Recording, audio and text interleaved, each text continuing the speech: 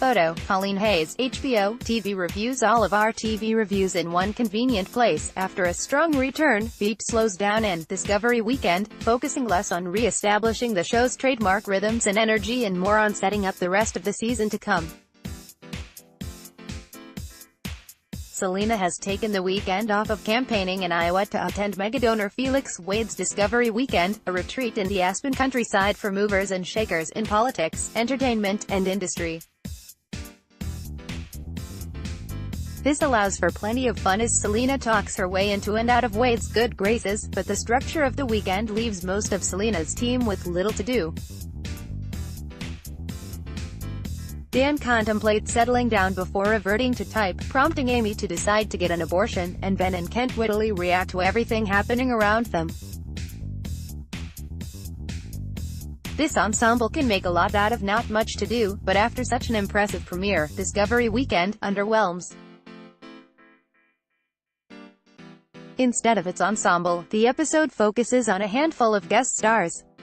Hugh Laurie delivers in the much-anticipated return of Senator Tom James, and Rhea Seehorn is terrific as Tom's deputy campaign manager Michelle York. The real star of the episode, though, is William Fichtner as Felix Wade. His fickle, controlling former music mogul makes Selina dance for his endorsement, literally, before switching to Tom and then ultimately backing Senator Kemi Talbot Toxola Gundoy. Fichtner floats through his scenes, his physicality setting him apart from the rest of the cast. Felix's casual disdain and nonchalance is a nice change of pace from the usual Veep power players, and his particular flavor of petulance is incredibly entertaining. Though he makes the biggest impact, Felix is deployed sparingly. The bulk of the episode centers on Selina and Tom's reunion and political sparring. Tom surprises Selina right before she's about to speak to the Discovery Weekend attendees and declares his love for her.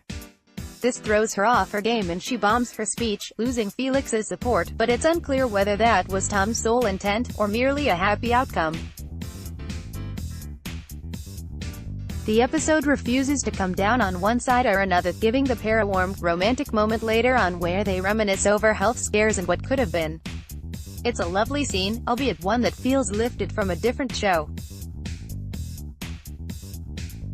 Julia Louis-Dreyfus and Laurie are great together, and it's always appreciated when Louis-Dreyfus and the writers explore different sides to Selina's personality. However, there are only 7 episodes this season, and the Selina-Tom tryst teased here gets a lot of time considering the late episode reveal that Tom is also involved with Michelle, not to mention his off-screen wife. Photo, Colleen Hayes, HBO. Though the ensemble banter and laugh-a-minute pacing of the premiere are missing here, a few of the supporting characters have standout moments. Gary is a treat as always, cackling along with Selina, and Tony Hale's knowing look as Amy runs into the bathroom is delicious. Cole's trademark dry delivery as Kent ponders whether Dennis Felix's type is a lot of fun, and Reed Scott's shocked, almost traumatized reaction when Dan gets shot down is pitch perfect. It takes Dan finding a Megan to hook up with for Amy to give up on him changing in any meaningful way, but she gets there in Anna Klumsky's delivery as Amy schedules her abortion and asks about a flu shot is satisfyingly confident. Over at Jonah's campaign, Sam Richardson continues his excellent work as Richard, cheerfully underselling, Lee and Ryan? Oh, that's gonna stick. The rest of Jonah's subplot is more mixed. Bill is notably absent, leaving Teddy in charge and struggling to steer Jonah through a sexual harassment scandal. The episode's twist on the idea is a good one, and perfect for Jonah. Had Heidi Gardner's Amanda come forward to set the record straight, emotional over not being believed or disdainful that anyone would believe she dated with Jonah, it would have worked like gangbusters. Instead, the moment is overplayed, Amanda breaking down as she declares, his behavior was completely appropriate at all times. Photo, Colleen Hayes, HBO. Even less successful is the episode's callback to Teddy's chemical castration. Surprised during an interview with a question around inappropriate sexual conduct, Teddy advises Jonah to claim he was chemically castrated, which Jonah breezily goes along with, missing the ominous subtext to Teddy's assertion that no one follows up on such claims.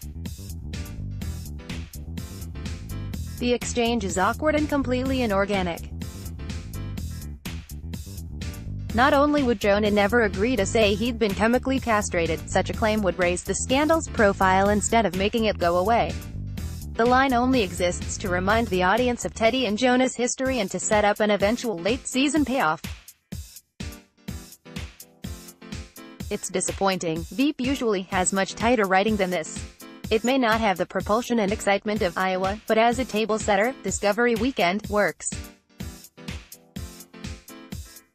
Selina's main competition in the primary has been introduced, emotional stakes have been established for several characters, and threads like the U.S. Attorney's grand jury and the Meyer Fund have been seeded. With the campaigns picking up steam, and only 5 episodes remaining, here's hoping the next episode returns to the breathless pace and energy of the premiere. Stray observations: the costuming department kills it again this episode with Mike's ridiculous Western getup. Matt Walsh has made Mike such a specific character. Of course he'd wear an outfit like that, and be bested by a sprinkle dispenser. Selina's most memorable moments this episode are charged, both her exchange with Tom and her brilliant dismissal of Michelle, but she's also hilarious reacting to Amy's pregnancy. It's a quick exchange, but Louis-Dreyfus, Hale, and Klumsky nail it. Speaking of nailing it, Emily Pendergast has been a wonderful addition to the ensemble as Jonah's wife, and ex-stepsister, Beth. It's hard to pick a best line or delivery for the episode.